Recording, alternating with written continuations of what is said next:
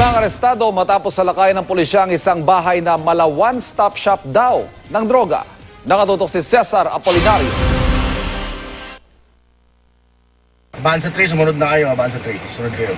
Kumagat sa iniskor na 200 pisong shabu ang umano'y tulak na si Catherine Punzalan. Kaya na mag-abutan ay sumalakay na ang mga backup na pulis sa isang bahay sa Barangay Gulod kahapon. Pero imbis na magpa-aresto, nagtatakbo sa loob ng bahay ang mga suspect. Unang naaresto si Carlo Rabago na nag-abot umano ng droga sa pulis na tumayong buyer. Pati ang may-ari ng bahay na si Junmar Punzalan.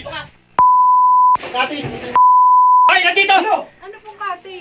Ang misis ni Punzalan na si Catherine, nakatransaksyon ng pulis, panay pa ang tanggi noong una. Sasay na mga yan. Sir, bakit po?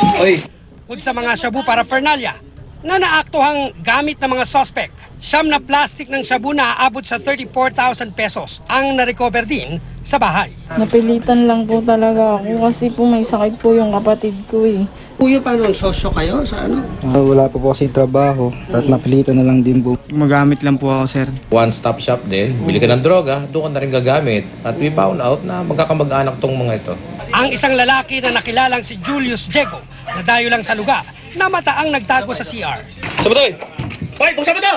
Paglabas si Diego, nag-alibay. Bakit anong ginagawa mo sa CR? Dumudumi. Nagko-call up nature. Tagasan ka, kuya? Layo naman ng CR. Kalaunay, umamin din na i-score ng droga kasama ang kaibigang si Emmanuel De Leon. Kasalukuyan nandiyan lang din po ako nakaano sa labas. Nadaanan po ako. Yung tatlo sa kanila may mga previous case na yon. Sa kasamaang palad nga, ito balik na naman sila sa paggaganon. Ginagawa ng drug din yung bahay at kung sino-sino yung pumapasok sa lugar. Sinampahan na ang 5 suspect ng paglabag sa Comprehensive Dangerous Drugs Act. Cesar Apolinario, nakatutok, 24 oras.